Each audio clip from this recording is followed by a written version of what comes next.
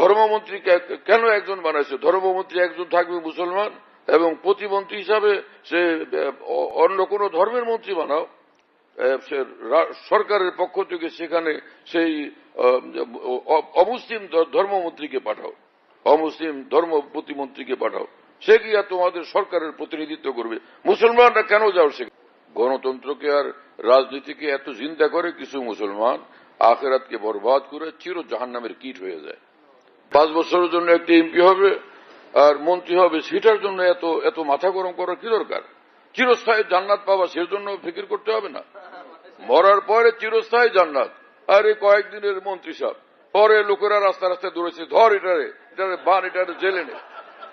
যা দরকার আল্লাহর কাছে চাও, দুনিয়া চাও আল্লাহর কাছে, আখেরাতে চাও আল্লাহর কাছে, দেনেওয়ালা মহান আল্লাহ। একদলের মুশরিকিন যারা, ওরা বলে যে কি জানি ওদের নানান খোদা আছে, তারা দেয়, তাই না? তো একটা গ্রীষ্ম একজনে দেয়, বর্ষা আরেকজনে দেয়, ধান একজনে দেয়, পাট দেয়, গম দেয়, নানান কিছু। সব শিরক। দেনেওয়ালা শুধু আল্লাহ। আমাদের পালন করতে একমাত্র আল্লাহ, আমাদের দাতা একমাত্র আল্লাহ, যা দেন সিরেফ আল্লাহ পাক দেন। আল্লাহ, তোমাদের কাছে যা নেয়ামত আছে সবটা আল্লাহর দেওয়া, তার কারো এখানে কোনো হাত নেই। যারা এই কথা মনে করে যে দেব দেবী দেয়, তাই না, এসব মুশরিক। যারা ওই শিরক, যার কারণে ঈমান ধ্বংস হয়ে যায় এবং সে কাফের হয়ে যায়, মুশরিক হয়ে যায় এবং চির জাহান্নামী হবে। এই মুসলমানদের কি হলো যে মুসলমানদের কিছু নেতৃবৃন্দ গিয়ে হিন্দুদের সঙ্গে, বিধর্মীদের সঙ্গে এত অতিমাত্রায় মাখামাখি করে, দিন ইমান টিমান সব খুয়ে আসে, সেখান থেকে পাকা কাফের হয়ে ফিরে আসে। গণতন্ত্রকে আর রাজনীতিকে এত চিন্তা করে কিছু মুসলমান আখেরাতকে বরবাদ করে চির জাহান্নামের কীট হয়ে যায়, চির জাহান্নামের কীট। এ কোনো ইনসানিয়ত হলো? মনুষ্যত্ব বোধ হলো এটা? নিজের দিন ধর্ম ইমান পর্যন্ত ধ্বংস করে দিয়া তুমি বিধর্মীদেরকে খুশি করতেছ। জাহেলের চরম জিন্দেগি, একদমই জাহেলের জিন্দেগি, বিলকুল মুশরিকের জিন্দেগি এটা। তো এরকম মানুষ তো মুসলমান থাকে না, সে বিলকুল কাফের হয়ে যায়। দুর্গায় দিছে, দেবীতে দিছে, তাই না? কি সব কথাবার্তা এগুলো! আল্লাহ তাআলা হেফাজত করেন। আর যখন রাষ্ট্রীয় নেতৃবৃন্দ এরকম সীমা লঙ্ঘন করার শিরকে কুফরে আক্রান্ত হয়, মানুষের উপর এটা প্রভাব পড়ে, এর দ্বারা তো মানুষ বরবাদ হয়। সাধারণ মুসলমান, লেখাপড়া জানার মূর্খ মানুষ, এরা তো শেষে ঈমান হারা হয়ে যাবে। এইরকম মুশরিক মার্কা, কাফের মার্কা নেতৃবৃন্দ থেকে আল্লাহ এই জাতিকে হেফাজত করে। রাজনীতি করে, রাষ্ট্র চালায়, আর যা মন চায় তাই শুরু করতে থাকে।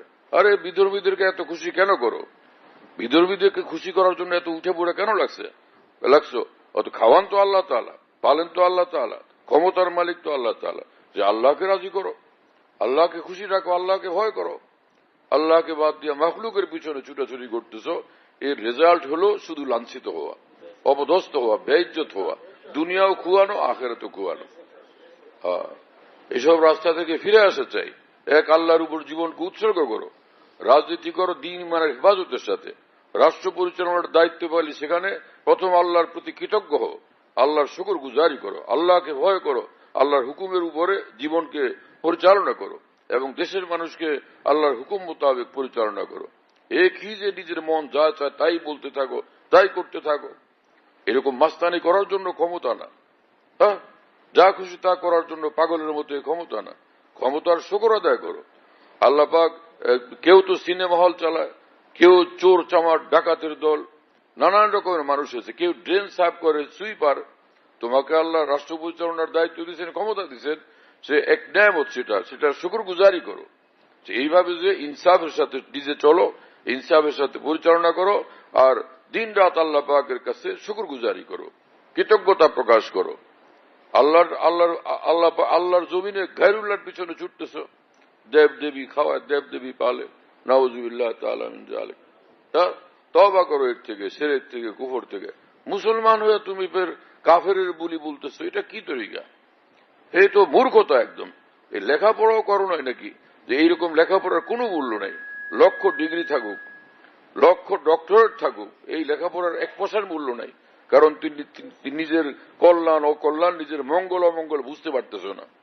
এর রেজাল্ট যে দুনিয়ার বরবাদী আর আখেরাতের বরবাদী, আর চিরদিনের জন্য জাহান্নামের কীট হওয়া লাগবে, এতটুকু বুঝ থেকে তুমি মারুম। তোমার কোনো জ্ঞান নেই, বুঝ নাই, বুদ্ধি নাই, অজ্ঞান তুমি, মূর্খ তুমি। কেউ বট গাছের খোদা বানায়, ঈশ্বর বানায়, কেউ সে সূর্যকে সূর্য পূজা আরম্ভ করে, সূর্যের, তাই না, এক একজনে এক একটার পূজা আরম্ভ করে। আর সব তো আল্লাহর সৃষ্টি, সব আল্লাহ পাক বানাইছেন। নানান সৃষ্টির পূজা কেন করো? তার উপাসনার মধ্যে কি আছে? তোমাকেও আল্লাহ বানাইছেন, সূর্যকেও আল্লাহ বানাইছেন, হ্যাঁ না? সেই এক আল্লাহকে ডাকো, সে এক আল্লাহর উপাসনা করো, এক আল্লাহর দাসত্ব এবং বন্দেগী এবং আনুগত্য করো। তোমার দুনিয়া সফল কাম, আখিরাত সফল কাম। এই সকল বিভ্রান্তি এবং অন্ধকারপূর্ণ এই সকল চিন্তাধারার বিশ্বাস থেকে ফিরে আসো জলদি, তাওহীদের পথে আসো। যে লোক আছে ওরা একবার বসন্তের বন্দনা করে, আবার আষাঢ়ের বন্দনা করে, এসব মামলা। আর কিছু মুসলমানরা বিধর্মীদের এই সকল বিষয়ের সঙ্গে এত যুক্ত হয়ে গেছে, হ্যাঁ, একদমই বেশি রকমের মানবিক আর উদার হওয়ার জন্য দিন ইমান সব বরবাদ করে কাফের হয়ে যেতেছে। এদেরকে তো রক্ষা করার চেষ্টা তো করতে হবে। যার কাছে যা আছে সব আল্লাহ পাকের দান। হ্যাঁ, কিসের পাগলামি করো তোমরা? লেখাপড়া করো, মানুষ হো। মানুষ সে যার হৃদয় আল্লাহ পাকের ভালোবাসা আছে, আল্লাহকে যে চিনে, আল্লাহর পরিচয় প্রাপ্ত যে, আর আল্লাহকে ভালোবাসে, সে মানুষ। যে আল্লাহকে ভালোবাসে না সে মানুষ না, এটা পশু। আল্লাহকে ভালোবাসতে শিখে নাই, সারা দুনিয়া সব লেখাপড়া করছে, 1000 ডক্টরেট, 1 কোটি ডক্টরেট তার আছে, কিন্তু সে আল্লাহকে চিনে না, আল্লাহকে জানে না, সেটা পাকা মূর্খ মানুষ। শিরকি আকীদার সব এগুলো, শিরকি আকীদার ইসলাম পুরা ছেয়ে গেছে সব জায়গাতে। এগুলো নেতা হয়, রাজনীতিবিদ হয়, রাষ্ট্র পরিচালক হয়, ওখানে গিয়েই মোটা মোটা লম্বা লম্বা কথা বলতে শুরু করে একজন। খালি ক্ষমতাটা হাতে আসলেই হলো, তখন লম্বা লম্বা কথা শুরু হয়ে যায়। আর সাধারণ মানুষের যে জিন্দেগি এখানে, মুসলমানের সব মুসলমান এখানে, সেগুলো খেয়াল থাকে না। এত মাস্তানি করা বড় অন্যায়, এগুলো মাস্তানি। ক্ষমতার দাপটের চোটে কোনো হুঁশ থাকে না। হ্যাঁ, আল্লাহ একজন আসমান থেকে দেখতে থাকেন, ধরবেন তো কঠিন ধরা ধরবেন আল্লাহ পাক জাল্লা জালালু ওয়া মানওয়ালু। ফের রাস্তা কি হবে? ফেরাউনকে আল্লাহ পাক ডুবে মারছেন, নমরুদকে আল্লাহ পাক ধ্বংস করছেন, কারুনকে ধসায় দিচ্ছেন। হ্যাঁ না, ক্ষমতা পাইলে এরকম উলঙ্গ ভাবে কথাবার্তা কেন বলবে মানুষ? ইমানটুকু তো হেফাজত করো, ইসলাম হেফাজত করো, মুসলমান থাকো, ফির যেটা যা করার সুযোগ হয় সেগুলো করো। যত বড় নেতা হও, বাদশাহ হও, ক্ষমতাধর হও, কোনো সমস্যা নাই, যদি ইমানের হেফাজত করো, দিন হেফাজত করো। ইমান হেফাজত, দিন হেফাজত করে তুমি সারা দুনিয়ার বাদশাহী করো, কোনো বাধা নেই। কিন্তু ইমানকে বরবাদ করে সে পশুর জিন্দেগি কেন বানাবার নিজে? একজন মুসলমান হয়ে, একজন মুসলমান, তার নিকট সবচেয়ে বড় সম্পদ ইমান, তার নিকট সবচেয়ে বড় সম্পদ দিন। কিন্তু বিধর্মীদের খোসামত তোষামত করতে গিয়া তাদের খেয়াল আর রেয়াত করতে করতে করতে করতে নিজে পাকা মুশরিক হয়ে যায়, নিজে বিলকুল কাফের হয়ে যায়। এমন ভাষায় এক একজনে কথা বলতে শুরু করে, এমন ভাষায় উলঙ্গ ভাবে কথা বলে, আর তারা মনে করে যে সবকিছু হয়ে গেছে। আরে ভাই, সবকিছু করতে কে হইলা? এরকম কাউমে আদ, কাউমে সামুদ, কত বড় বড় শক্তিধর জাতি ছিল, আল্লাহ পাক সবগুলোকে মাটিতে মিশাইয়া দিচ্ছেন, সবগুলোকে ধ্বংস করে দিচ্ছেন। তো আমরা কয়েকদিন আছি দুনিয়াতে, এরপরে তো কারো অস্তিত্ব থাকবে না, সব এই মাটিতে ফিনিশড হয়ে যাবে। তো তার আগে কিছু করি, আল্লাহকে রাজি করি, খুশি করি। তুমি নেতা হও, না হলে বাদশাহ হও, না হলে মহারাজা হও, যাই হোক, কিন্তু দিনের উপর কায়েম থাকো। একই তরিকা যে একজন ধর্মমন্ত্রী আর রাষ্ট্রপ্রধান এবং দেশের মন্ত্রীরা সব গিয়া হিন্দুদের পূজা মণ্ডপে গিয়ে হাজির হয়, তোমাদেরকে কে পারমিশন দিচ্ছে এগুলো করার জন্য? গণতন্ত্র জিন্দা করতেছ, এগুলো কোন ধরনের গণতন্ত্র যেটা ইমানকে শেষ করে দেয়? এইরকম গণতন্ত্র পালন করা কোনোভাবেই সঠিক না। কোরআন শরীফে আল্লাহ পাক বলছেন, ফালা তাখুদ বাদা যিকরা মাল কওমিজ জালিমিন, না আল্লাহর নাফরমানিতে লিপ্ত মানুষ যারা, ওখানে বসবা না, ওখানে থাকবা না। আর তোমরা দল বান্ধা সেখানে হাজির হও অন্যদের খোসামত তোষামত করার জন্য। মুসলমানদের ঈদে কোন কোন জায়গায় গেছো তোমরা? যে সকল নেতারা হিন্দুদের কিছু হলে বিধর্মীদের কোনো পূজা এবং ধর্মীয় উৎসব বলে সেখানে গিয়ে হাজির হও এবং সেখানে ধর্ণা দাও, সেখানে বক্তৃতা করো, আমরা তোমাদের সঙ্গে আছি, আর কত সব কথা বলো, ঝুঁকিপূর্ণভাবে কথা বলতে থাকো, ইমান যা যা অবস্থা হয়ে যায়। প্রায় এরকম দেখা যেতে থাকে। হ্যাঁ, এরকম বেপরোয়া বেফিকির কেন তোমরা? কিসের নেতৃবৃন্দ তোমরা? এরকম যাদের মধ্যে সমঝ নাই, বুঝ নাই, দূরদর্শিতা নেই, কিসের নেতৃবৃন্দ? নেতার আসলেই হয় যে বেহুশ হয়। হ্যাঁ, সে তোমরা কোন ঈদের সময় গিয়া কোন জায়গাতে বক্তৃতা করছো মুসলমানদের সঙ্গে গিয়া? একবারও তো দেখা যায় না। আমরা তো এই দেশেই বড় হয়েছি, কখনো দেখা যায়নি মুসলমানদের ঈদে পার্বণে কোথাও গিয়েছে তোমরা সেখানে শরীক হয়েছে, বক্তৃতা করছো। আর বিধর্মীদের যে কোনো অনুষ্ঠান হয় ধর্মীয়, সেখানে গিয়ে হাজিরা দাও গণতন্ত্র চিন্তা করার জন্য। আর নিজের দিন ইমান চিন্তা করো মিয়া। তোমার ধর্মমন্ত্রী কেন একজন বানাইছো? ধর্মমন্ত্রী একজন থাকবে মুসলমান, এবং প্রতিমন্ত্রী হিসাবে সে অন্য কোন ধর্মের মন্ত্রী বানাও, সরকারের পক্ষ থেকে সেখানে সেই অমুসলিম ধর্মমন্ত্রীকে পাঠাও, অমুসলিম ধর্ম প্রতিমন্ত্রীকে পাঠাও, সে গিয়া তোমাদের সরকারের প্রতিনিধিত্ব করবে। মুসলমানরা কেন যাও সেখানে? মুসলমানদের সেখানে অংশগ্রহণ কোনোভাবে বৈধ না, কোনোভাবে সঠিক না। উমর রাদিয়াল্লাহু তাআলা আনহু গেছিলেন, আবু বকর সিদ্দিক, হযরত উমর, ওসমান আলী রাদিয়াল্লাহু আনহু গেছিলেন বিধর্মীদের কাছে গিয়া এরকম কোন সভা সমিতিতে, তাদের ধর্মীয় অনুষ্ঠানে। রাসূলুল্লাহ সাল্লাল্লাহু আলাইহি ওয়াসাল্লাম, সাহাবা, তাবিঈন, তাবিঈন, কোন জামানাতে নিয়ম ছিল? খায়রুল কুরুন যাদেরকে বলে, যে রাসূলুল্লাহ সাল্লাল্লাহু আলাইহি ওয়াসাল্লাম বলেন পৃথিবীর সর্বশ্রেষ্ঠ মানুষ আমার জমানার যে আমার ঈমানওয়ালা যারা, তারা, এরপরে তাদের শিষ্য যারা, এরপরে তাদের শিষ্য যারা। সেই তিন যুগের মধ্যে কোন রাষ্ট্রপ্রধান মুসলমানদের কখনো গেছিলেন বিধর্মীদের ধর্মীয় অনুষ্ঠানে এরকম খোসামত করার জন্য, তাদেরকে ধন্যবাদ দেওয়ার জন্য? আর একদল নেতা সেই ইলেকশনে প্রার্থী হবে, ভোট প্রার্থী হবে, আগে বিভিন্ন বিধর্মীদের বলতে থাকে যে আপনাদের এই যে পূজা ইত্যাদি, শুভেচ্ছা শুভেচ্ছা। কিসের শুভেচ্ছা এটা? আরে ভাই, এটা কিসের শুভেচ্ছা? এই যে এক্ষেত্রে শুভেচ্ছা কেন জানানো লাগবে তাদেরকে?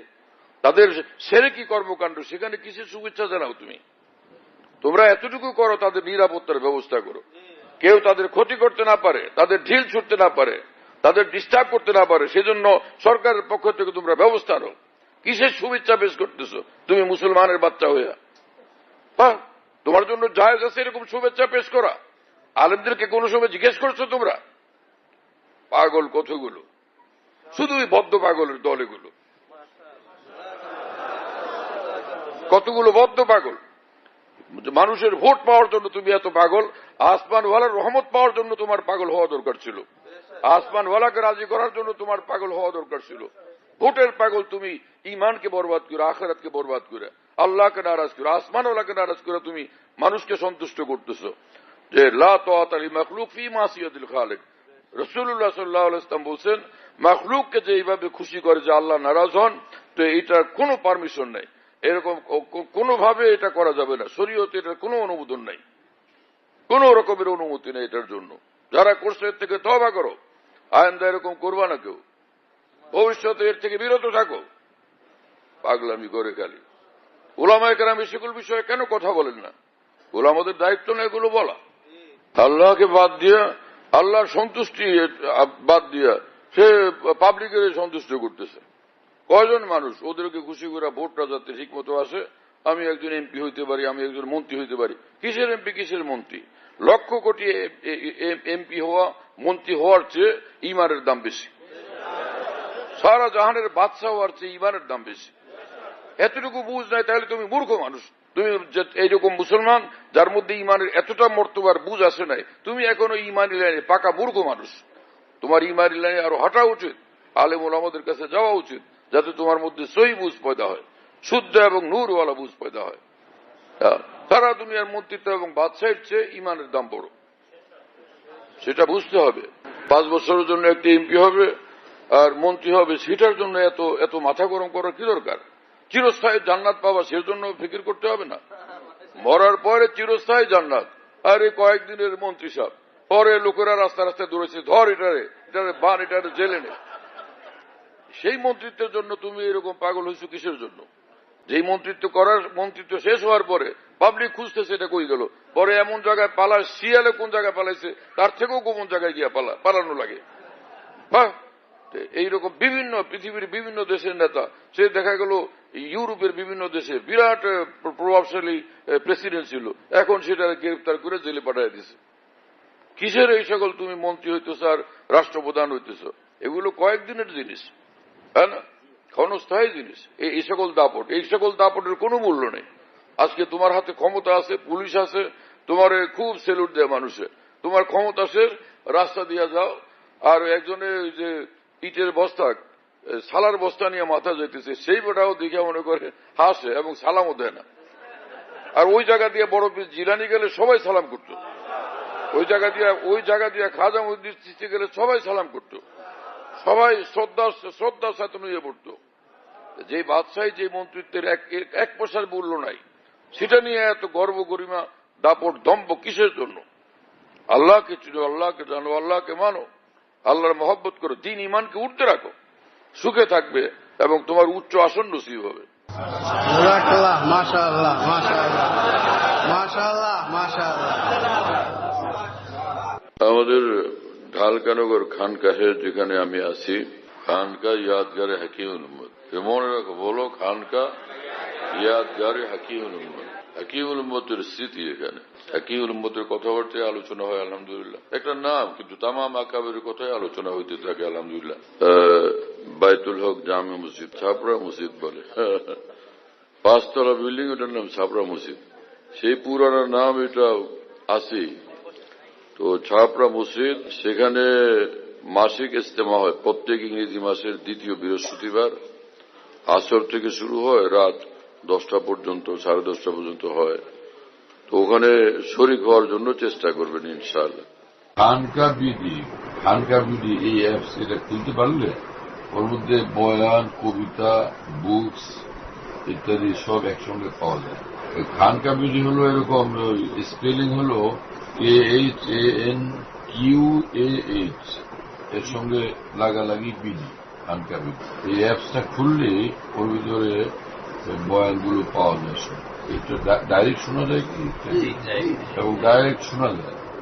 হযরতুল্লাহ দামাত বারাকাতুহুর বয়ান, যেখানে বয়ান করেন, সব বয়ান নেটের মাধ্যমে, টেলিগ্রামের মাধ্যমে পাওয়া যাচ্ছে।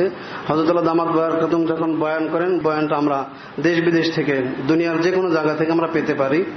এজন্য মুফতি শহীদুল ইসলাম হুজুরের নম্বরে যোগাযোগ করবেন, 01715 80 18 69, 80 18 69, 01715 80 18 69, যাতে মনে থাকবে ইনশাআল্লাহ সবার। 01715 80 18 69। বলো ভাই, 01715 80 18 69। অনেক সোজা তো ভাই, মাশাআল্লাহ, অনেক সোজা করে দিছে।